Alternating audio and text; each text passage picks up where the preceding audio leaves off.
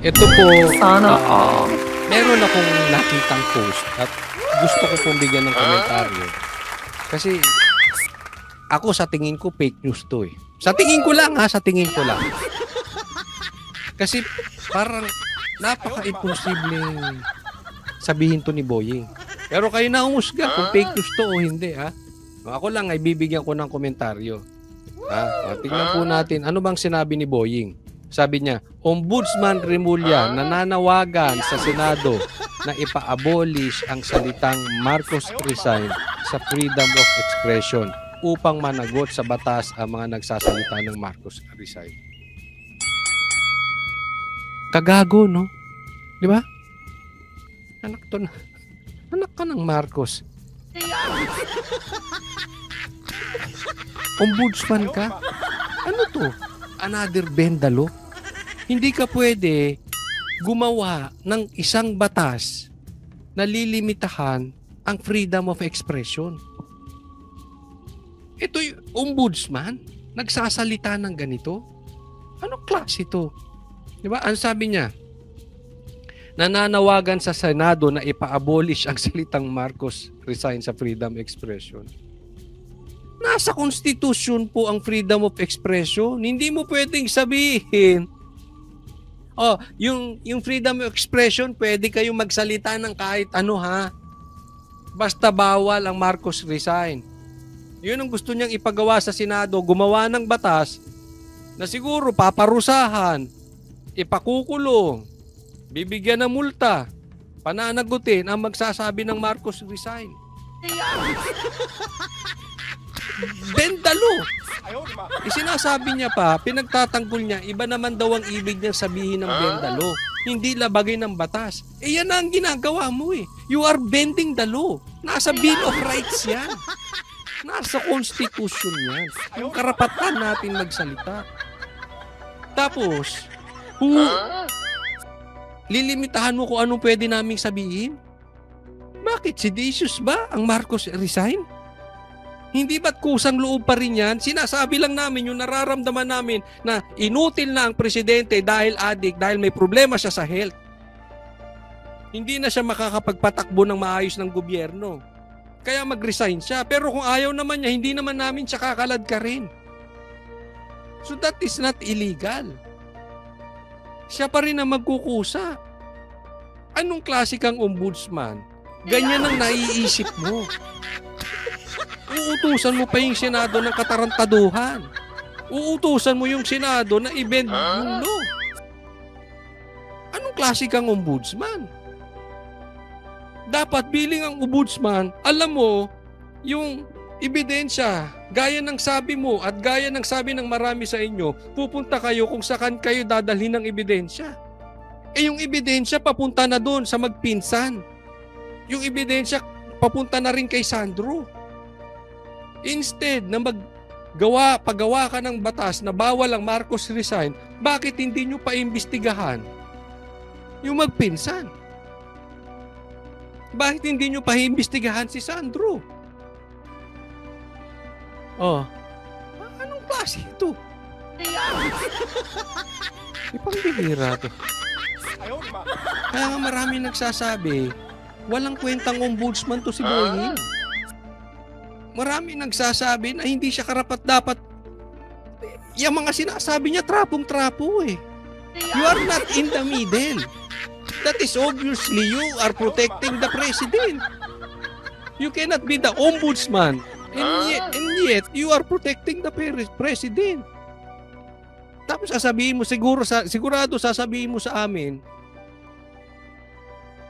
that you are not. So sa salita mo, you are not. Pero sa gawa, you are protecting the president.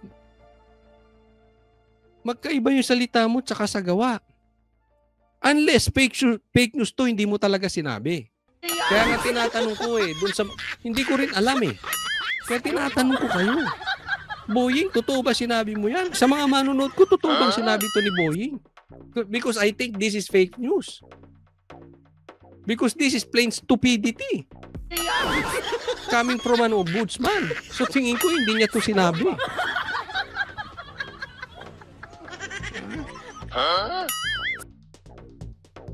Ayon kay Ombudsman Rimulya, hindi niya layuning bawasan ang karapatan ng mamamayan na magpahayag, ngunit naniniwala siya dapat talakayin kung kailan nagiging malisyoso o nakakasira sa kauyusan ang paulit-ulit na Marcos resign. Hindi niya layuning bawasan ang karapatan ng mamamayan, pero bawal ang Marcos resign.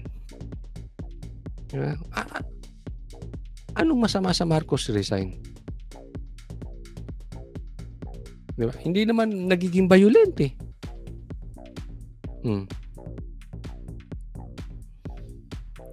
Hindi ko alam kung kasabay ng pagkakasunog ng balat nito si Boying, nasunog din ng utak. Supposedly, this is an intelligent lawyer. This is a UP lawyer. Nasa top pa ata ito eh. Tingnan mo yung pinagagagawa. He should know better. Okay, next po tayo.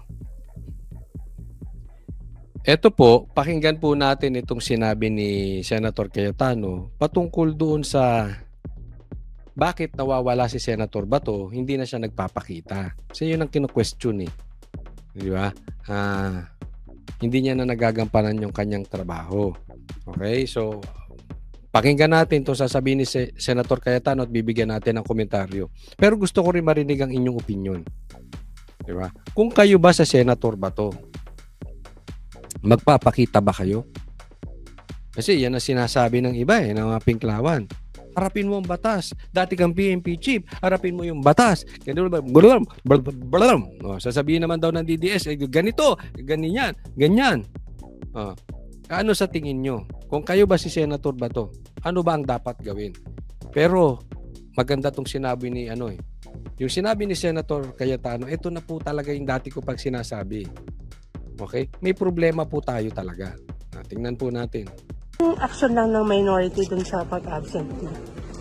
Ang napaka-importante kasi is that may sistema tayo ng hustisya sa ating bansa at ang korte ang nakakasakop. Di ba? Ito, ang ganda nung sinabi niya. Importante pa lang, una pa lang, puputulin ko na. Kailangan meron tayo ng sistema ng korte dito sa bansa.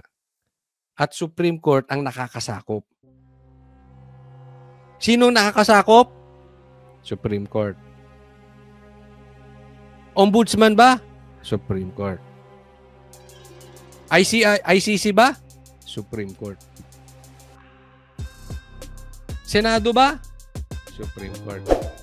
So, kung ikaw, threaten ang life at liberty mo, di ba? Anong options ang gagawin mo? So, actually, personal kong pananaw, hindi pa lang pinag-uusapan ng buong minority. Yung gobyerno dapat i-assure si Senator Bato na merong proseso. Yan, di ba? Halimbawa, kayo si Senator Bato. Okay? Yun yung sinasabi ni Cayetano threaten yung life mo at liberty. Threaten yung buhay mo at yung iyong kalayaan. Anong gagawin mo? Dapat may pananagutan dito ang gobyerno.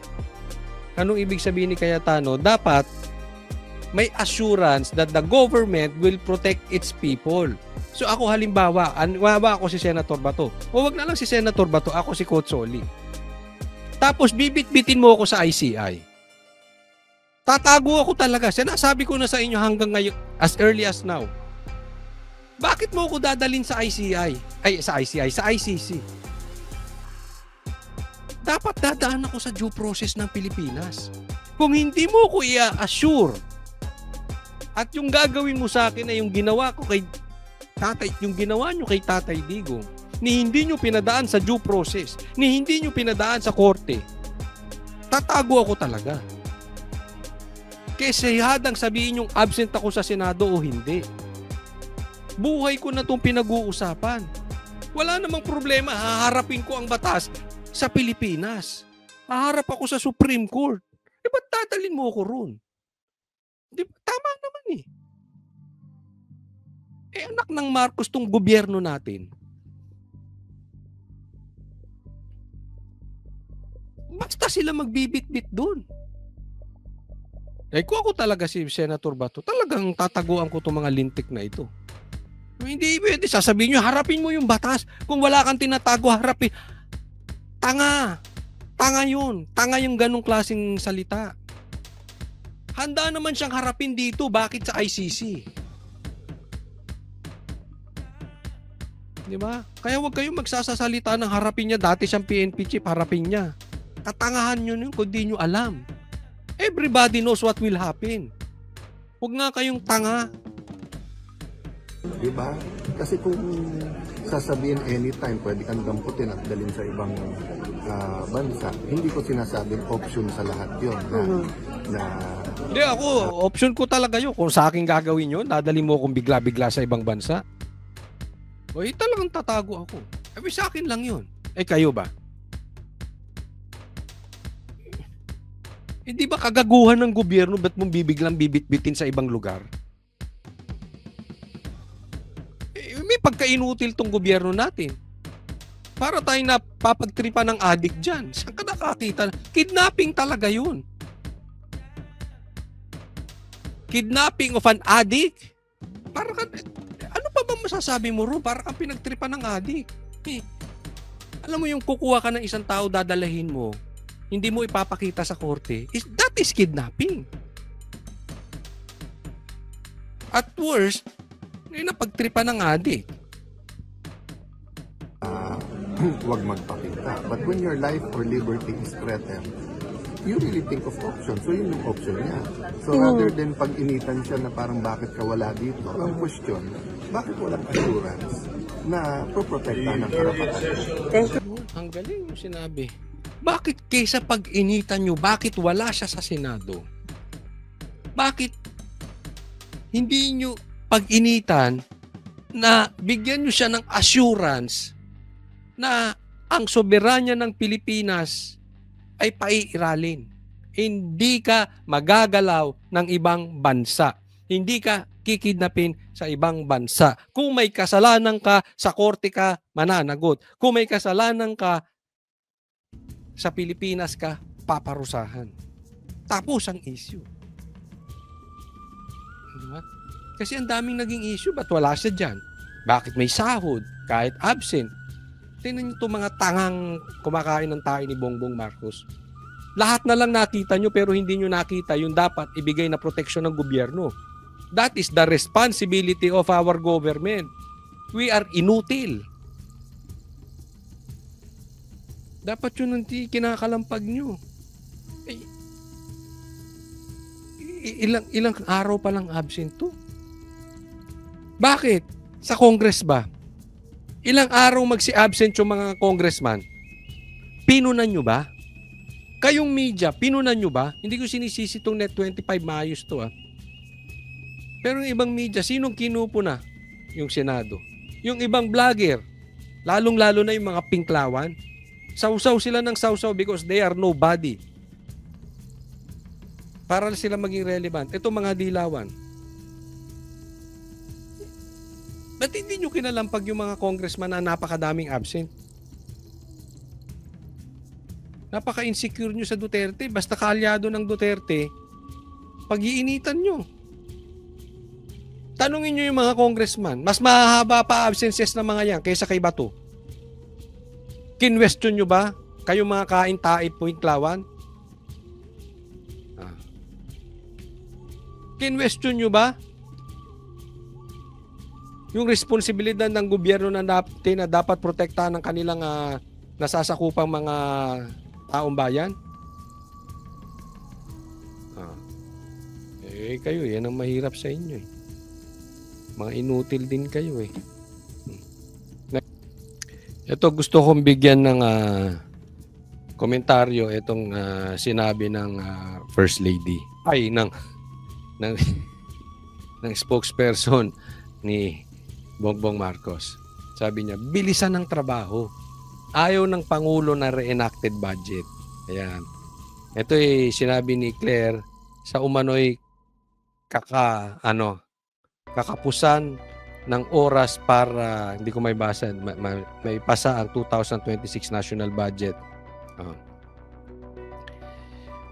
Ang sinasabi kasi dito, tapusin na yung 2026 budget. para hindi yung i-reenacted yung budget. Hindi yung budget ng 2025 dahil ayaw daw ng Pangulo. Gumaganon pa. Ang drama niya. Marami di bang insertion si Bongbong noong 2025? Di umano. Maraming insertion si Sandro noong 2025. Di umano. Kasi yun na magiging budget pag wala yung 2026 eh. So ayaw daw ni Bongbong yun. Yes! Ang linis-linis ni Bongbong Marcos. Ang linis-linis. Pero ang dating talaga nito, kailangan matapos na yung budget na makapagbakasyon na tayo. Para makuha na ba yung insertions? Kaya kayo nagtatanong lang. Para yung mga hatian, mapaghatian na. Yung mga dapat gawin, mailagay na sa maleta. At yung mga dapat i-deliver sa Forbes Park, ay ma-deliver na sa Forbes Park. Tama ba? So, makapag-Christmas vacation na lahat. Hayahay na buhay. At sa ganon, yung na-deliver ay madala na sa ibang bansa at ma-deposit na. Diba? Meron parang isa silang dito. Maraming kung paano itatago yung pera no? But anyway, huwag adalentado. Huwag adalentado. Halatang-halata kayo, Kasi hindi naman, isipin mo, ang tindi ng nakawan na nangyari sa Congress. Hindi naman pinupunan ng Bongbong. Inabot siya ng 3 taon bago niya pinuna. Diba? Ngayon, bigla niyo pinagmamadali yung budget, pinupunan niyo ang Senado. Pagpatungkol sa budget, nagmamadali. Relax lang, makakapagbakasyon kayo. Makakapag-swimming sa beach ang presidente. Makapag-almusal siya ng marijuana at makatig siya ng cocaine sa gabi. Hindi ako nagsabi niyan, si Aimee. Kasi ang almusal daw ng presidente ay marijuana. So, kalma lang. Aabot ka rin sa langit. Hindi, wag sa langit. Aabot ka rin sa alapaap. Kalma. Clear. Wag pag tinatanong ka, wala kang kaalam-alam. Pagdating sa budget, nagmamadali ka rin. Diba? Masyadong halata. Wag ganon. Ito, pag-usapan natin to si Chupaing. Yung magtiyuhing napakatino. Parang dilat na dilat ang mata mo dyan, Sandra. Yung pinakamatinong magtiyuhin sa buong balat ng mundo. Balat ng Pilipinas na lang. Sila yung pinakamatino. Pag-usapan natin, anong katarantaduhan na namang ginagawa na itong mga to? Kings, sina Ilocos Norte 1st District Sandro Marcos at dating House Speaker Martin Romualdez sa isang ulat ng Philippine Center for Investigative Journalism. Ayon sa Malacanang, bukas naman ang First Family sa anumang lifestyle check. Nagbabalik si Maricel Halili. Wala mong pinagbabawas sa lifestyle check. Open po, even before. Kahit si Pangulong Bongbong Marcos at ang kanyang buong pamilya handa raw sa lifestyle check.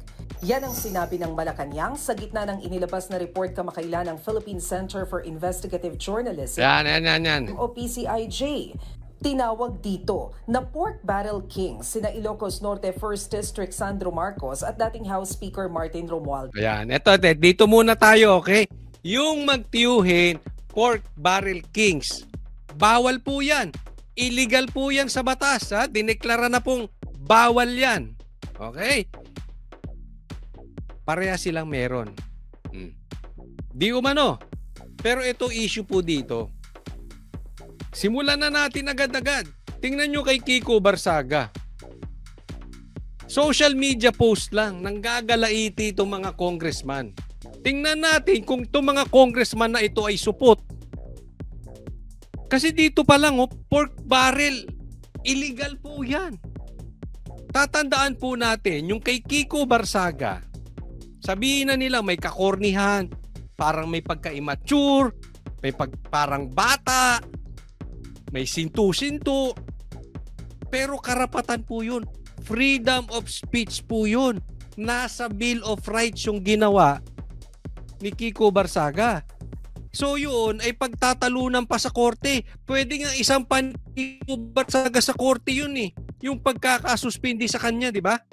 Pwede yun. Dahil illegal po yun. So hindi po ako magdi-decide o hindi yung congressman ang dapat mag-decide. Pag sinampahan niya ni Kiko Barsaga na illegal yung pagkakasuspindi sa kanya, korte po ang magdi-decide niyan.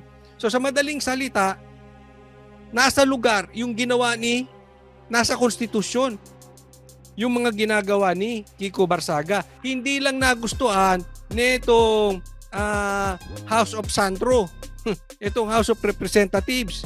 Dito mo makikita. Pero itong ginawa ng magpinsan, illegal. Illegal po per se ang pork barrel. So dapat doon pa lang. Hoy, dapat yan iniimbestigahan na ng ICI. Dapat yan biniimbestigahan na ng Blue Ribbon. Dapat yan sinususpindi na ng House of Sandro.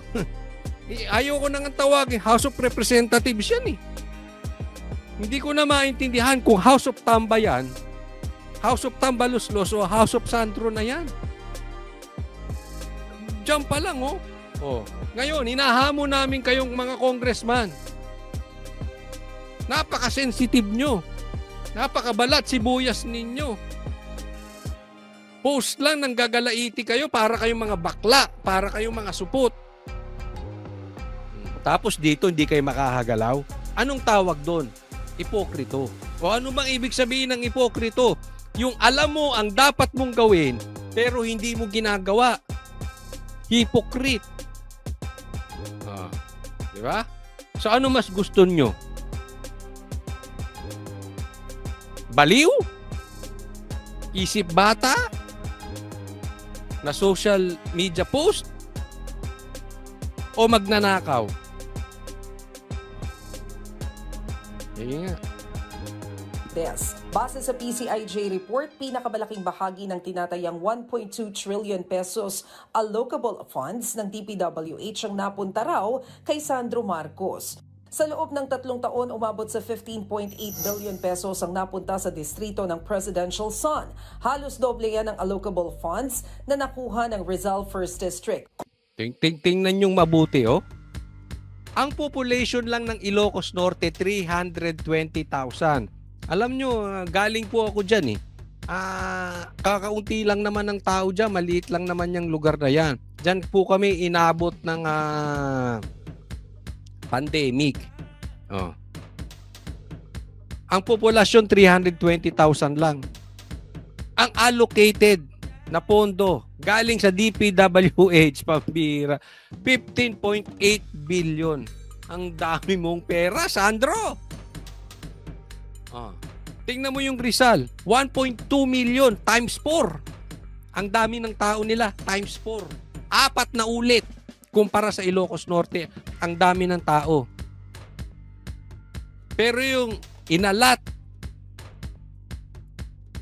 na pondo ay kalahati lang nung pondo o lagpas kalahati nung pondong inalat sa Ilocos Norte.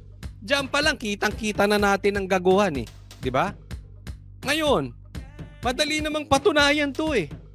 Paimbestigahan mo sa ICI, live. Paimbestigahan mo sa Blue Ribbon, live. Sa laki niyang 15.8 billion diyan sa Ilocos Norte na ibinigay ng DPWH, marami ka na makikita dapat proyekto. Kunwari ako yan. Ito yung nanggawa kong proyekto dyan. Ito yan. Dito ko nilagay yan. Dito yan. Ang sa laki niyang 15.8, ang daming ebidensya ko dapat mapakita. Pag walang napakita yan si Sandro, anong tawag dyan? Di magna. Simple. Hindi ako may sabi niyan. Sila ha. Ayan o. Kung ibabase sa populasyon, halos times 4 na mas malaki ang distrito ng Rizal. Natanong ang palasyo kung ano ang masasabi ng Pangulo tungkol dyan. Nabasa na po ng Pangulo ang nabanggit na report or pag-uulat ng PCIJ. Alam naman po ng Pangulo na alam ni Congressman Sandro Marcos ang kanyang ginagawa at alam niya po kung paano ito sasagutin. Talaga. Tanga!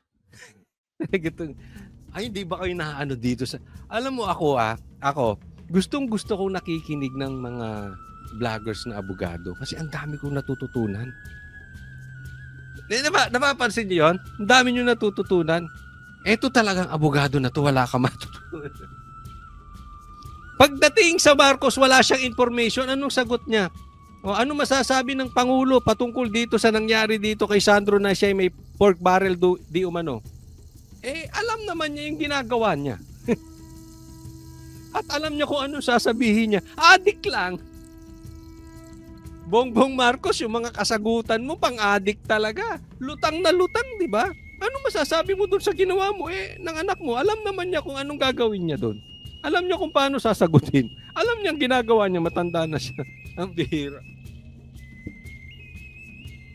Di ba sagot adik? Kasi nagtatanong ang publiko, alam na ba yan ng tatay niya na Pangulo? Sasagutin mo ng... alam niya ginagawa niya. Hindi po yan usaping pamilya. Because you are more than family.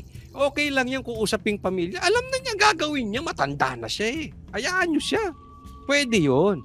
Pero ito'y usaping politiko na. Nasa politika na po kayong parehas. So gusto malaman paano mo sasagutin. Di ba kung ako Pangulo, ito sasagot ko. Kunwari anak ko yung congressman, may ganyan. Di tingnan nyo yung kanilang syudad, tingnan nyo kung gaano kaayos. Kayo mismo tingnan ninyo anong nangyari doon sa 15.8 billion. Siya sa atin yung Ilocos Norte. Siya sa atin yung kanyang distrito. O, di ba? Simple. Yung tao ngayon na nagtatanong, ay may kumpiyansa. Ay, kumpiyansa yung tatay. May pinatunguhan ng pera. Parang gano'n, di ba? Kasi pwede niyang itanggi, pwede niyang itanggi, pwede niyang agrihan. Anong nangyari doon sa pera? Bakit nagkaganon? Di ba? May explanation. Ito si Claire, parang ano rin eh. Sagot adik din eh. Wala pang sagot tungkol sa PCIJ report si Congressman Sandro. Bukod dyan, Alam nyo kung ano isasagot ni Sandro? Ha? Yung PCIJ, DDS yan. Ang hari ng PCIJ si Duterte. Ha? Si PRRD. Ang vice president niyan si Pulong. Itong anak ng Marcos na to. Anak ka ng Marcos.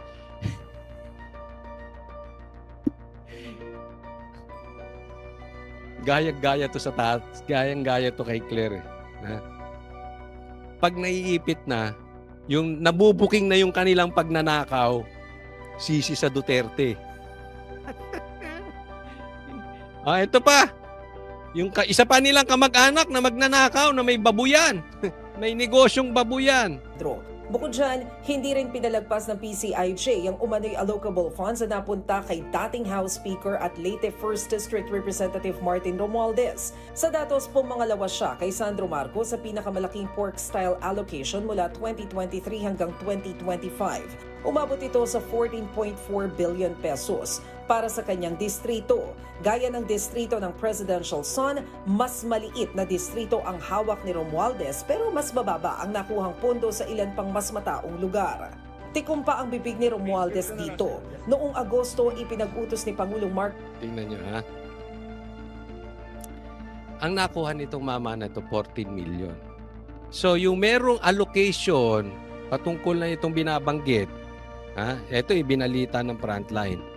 Dito sa DPWH, itong patungkol sa pork barrel, ang number 1 si Sandro. Ang number 2 si Tambi. Ang galing na! Ang galing! Mismo kayong magtsuhin, animal, anak ng Marcos. Anak kayo ng Marcos.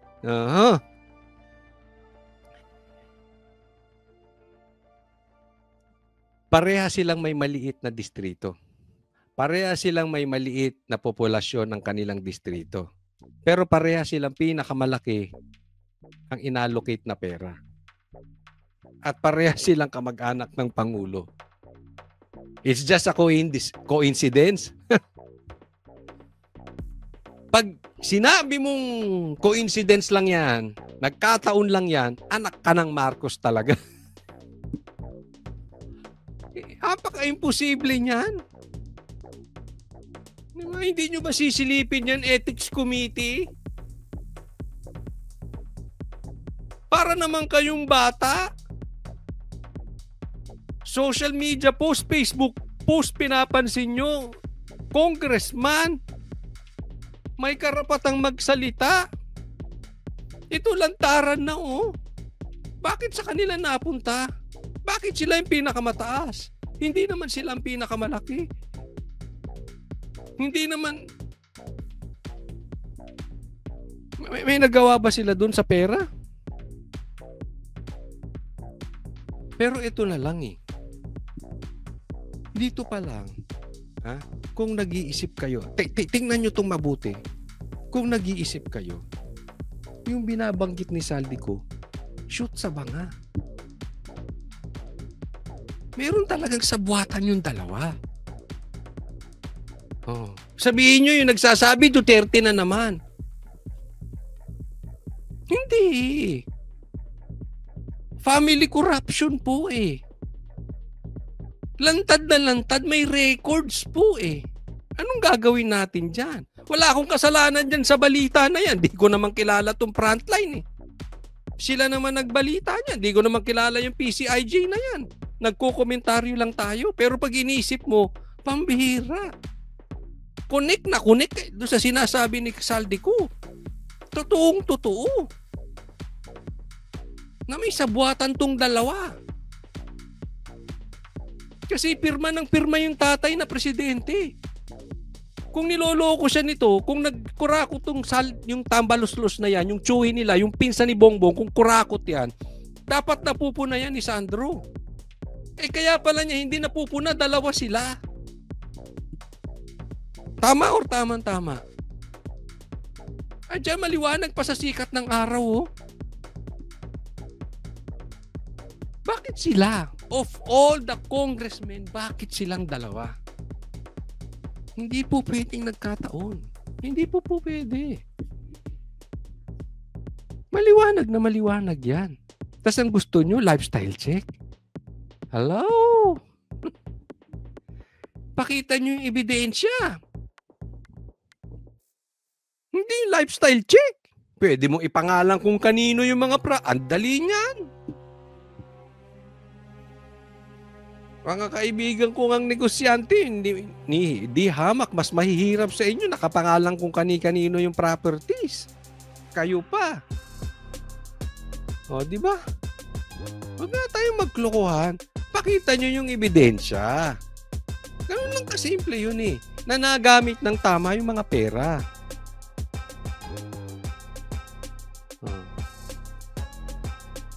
1.2 trillion ng allocable funds na punta umano kina Representative Sandro at Representative Romualdez. Diyan maliwanag sila nagsabi.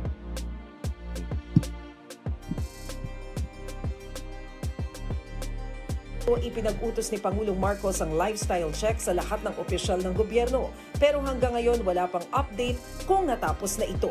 Nagbabalita. Diba? So ganyan lang sila. Lifestyle check. Bukas sila sa lifestyle check. Asan na? Bukas sila sa ICI. Asan na yung investigation ng ICI?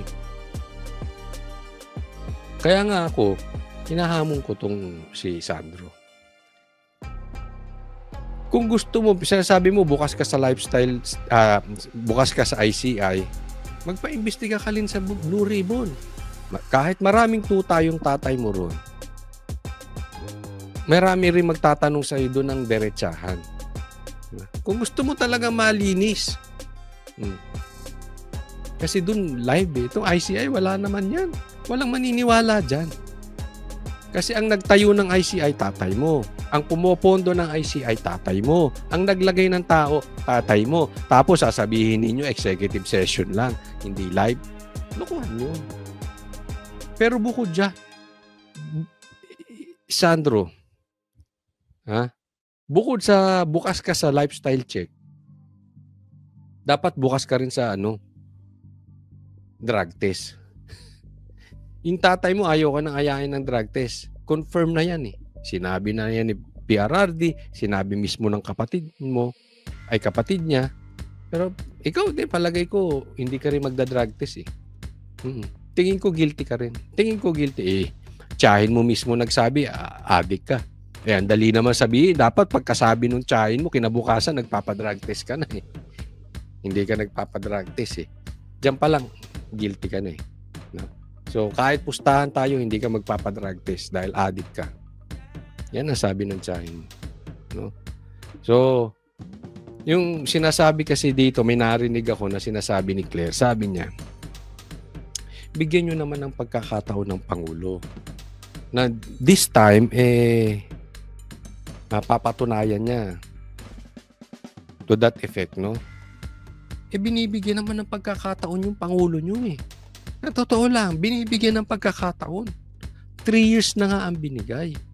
Since sinabi niya yung mahiya naman kayo, ilang buwan nang pinagbibigyan, no?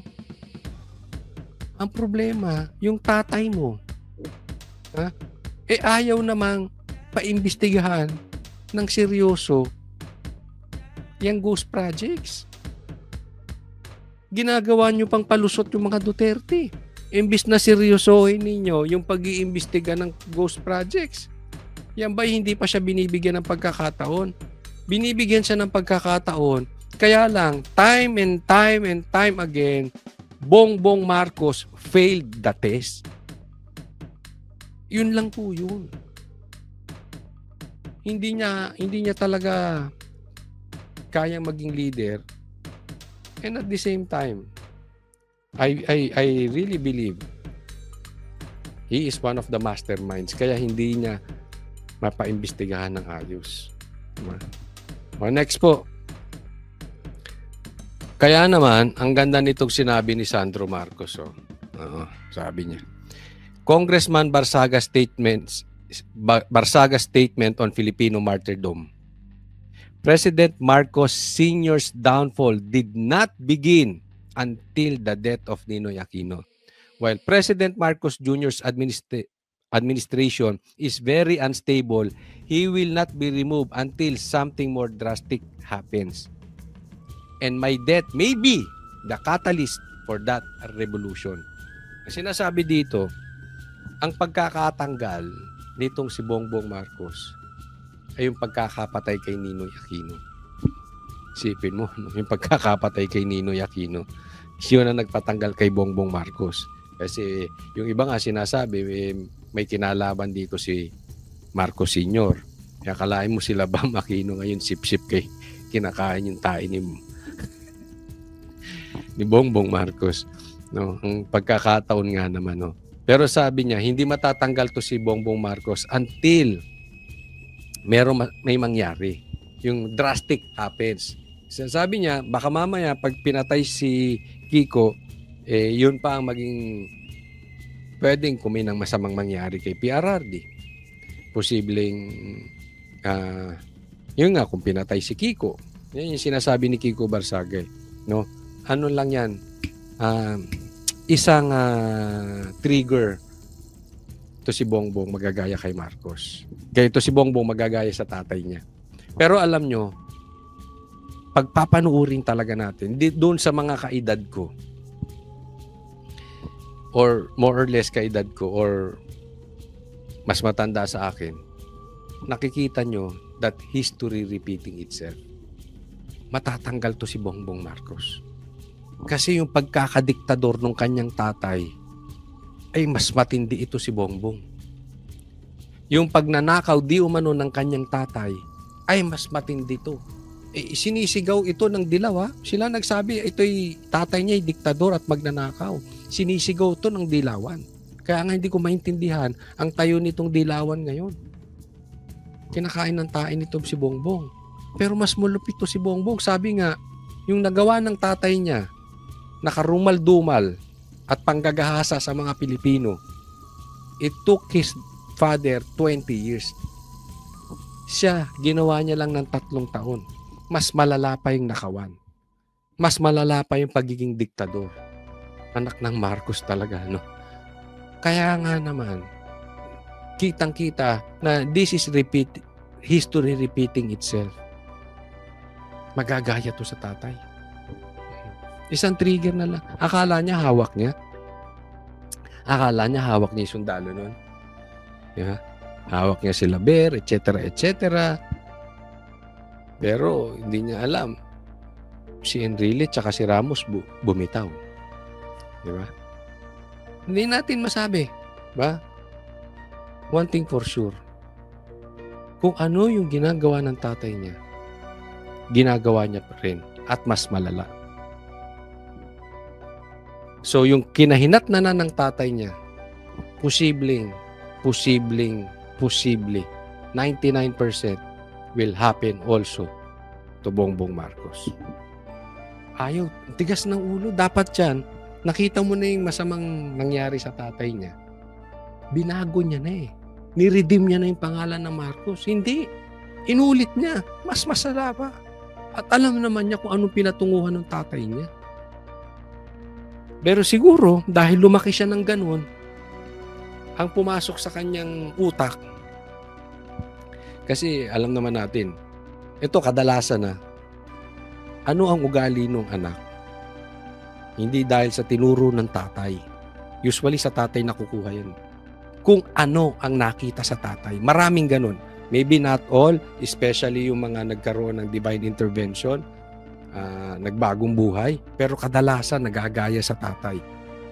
Bakit? Ang bata kasi hindi natuturuan. Gumagaya. Kaya ito rin, hindi rin natuto na program yung utak niya. Hindi niya nakita na natanggal yung kanyang tatay. Ang nakita niya kung paano nagpayaman yung kanyang tatay. Paano siya naging diktador. Kaya nga ang sabi nito si Bongbong Marcos, yung interview namin, hindi ko maalala kung si Doc Lorena nagsabi, pero tama-tama o si Professor Malu. I cannot remember. Yung basta sa interview namin, ang sabi, wala talaga sa interest ni Bongbong Marcos ang mawala sa power sa 2028.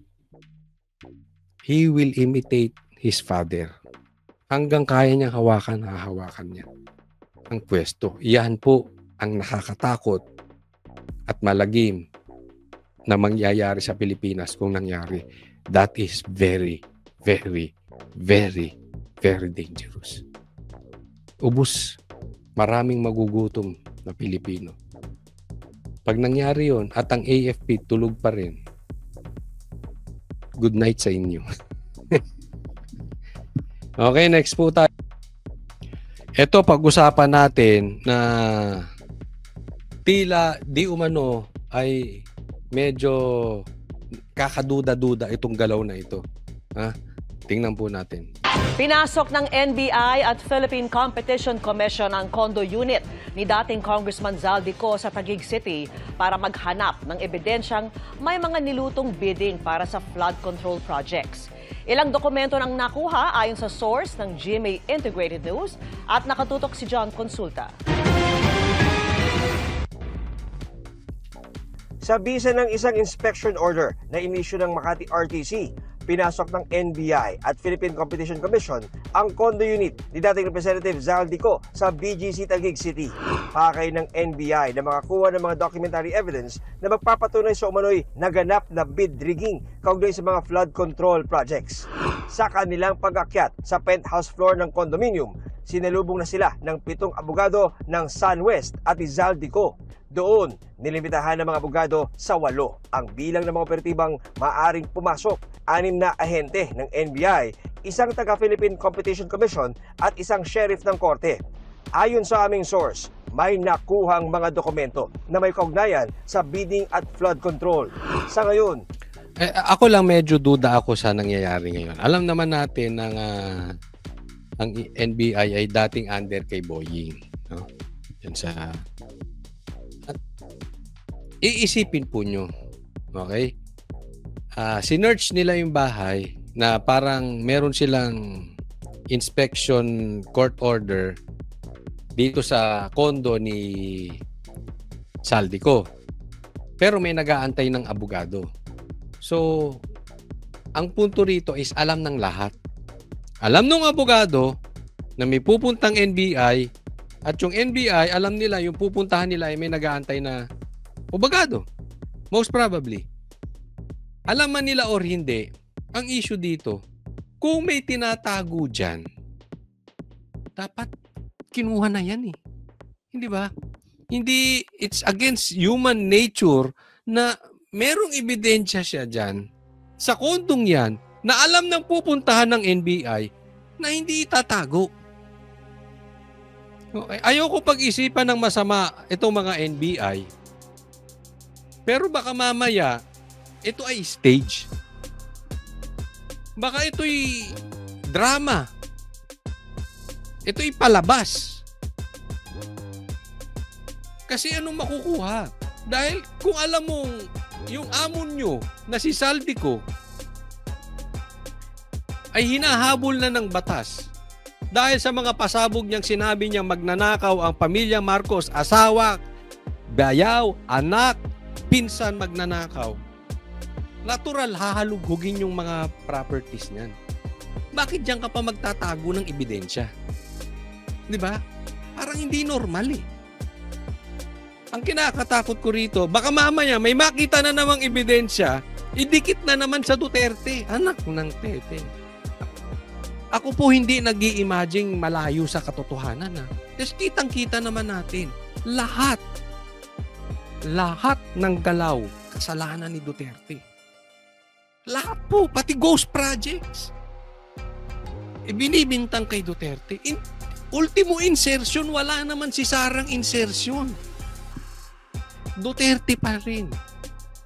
Pati si Saldico, na isa sa nagpasimuno ng impeachment ni Sara, DDS. Baka kulang na lang, may nagsasampalan dyan sa Malacanang kasalanan ni Tatay Digong. Tatay Digong na lang, Tatay Digong. Baka mamaya pag hindi sila nakapagdroga, kasalanan ni Tatay Digong. Baka pag hindi sila nakapagtalik, kasalanan ni Tatay Digong. Baka pag iniputan nila yung asawa nila sa ulo, kasalanan na naman ni Tatay Digong. Ganyan po naman ang nangyayari. Tama po ba o tama-tama? Ewan ko sa inyo, gusto ko marinig ang inyong mga komentaryo patungkol dito. Ilagay nyo po dyan sa comment section. Baka ako nga lang eh. Baka ako lang nag-iisip. Ulitin ko, hindi ko pinagbibintangan itong NBI. Pero ugali ko pong magtanong. Karapatan ko magtanong. At ako'y duda rito. But anyway, bigyan natin sila ng pagkakataon. Pero baka mamaya may nakita silang ebidensya. Tapos magtuturo na naman sa Duterte or mga kakampi ng Duterte or mga maka-Duterte na naman. Tapos lihis na naman tayo. Lumayo na naman tayo dun sa mastermind. Diba? Kaya tingnan natin. Kasi pagkaganyan ang kalalabasan ng resulta na nakuha nilang ebidensya, at least as early as now, sinasabi ko na sa inyo. Hindi na po kapanipaniwala yan. Tanim ebidensya yan dyan. Mag-iiwan ka dyan ng ebidensya? For bidding? Kalokohan sa bidding? Na bawal? Oh. Sino niloloko niyo? Anyway, antayin natin. Ano magiging resulta? Sinelyohan na ng NBI at PCC ang mga dokumento na nakuha at nakatakda itong i-photocopy bukas. Ang limitasyon kasi ng inspection order kumpara sa search warrant, di maaaring basta kunin ang makikitang dokumento, pero maaari itong eksaminin, kopyahin o kunan ng litrato. Ayun. So yun ang pinagkaiba ng search warrant. Yung search sa search warrant, yung makikitang ebidensya, pwedeng kunin. Inspection order, hindi. Picture mo lang, kopyahin mo. Busisiin mo. May naabusisi ba kayo, Duterte? Baka kasalanan ni Kitty. Baka nag-selfie-selfie si Kitty dyan sa kondo. Kasalanan ni Kitty. Kayo, lahat na lang sinisi nyo sa Duterte. Ayon sa NBI, pag-aaralan kung paano magagamit ang mga na-recover sa unit ni Saldico para sa Kitty. Ulitin ko hindi yung NBI inaano natin dito. Dahil may mga kakilala po tayong NBI, matitino yun. Matitino. Kaya lang yung nasa ulo, baka mamaya may utos sa itaas. Anyway, Abangan na lang natin. Ha? Kaya lang meron talaga mga kakaibang galaw eh. 'Di ba? Halimbawa, ikaw si Saldico, mag-iiwan ka pa ba ng ebidensya noon? Hindi. Sa daming pera niyan, dami niya na inutusan. Alisin niyo na yan lahat. Linisin niyo na yung kondo. Lahat ng bahay ko linisin. Ilipat yan kung kanino. Doon pa lang may nag-aantay na abogado eh. Di dapat doon pa lang nilinis na. Kung may madidiscovering illegal. Diba? Hindi ko po pinagbibintangan din yung mga abogado, but it's normal. Hayaan mo dyan. Hayaan mo nakatiwangwang yan. Kalokohan naman ata yun. Build up.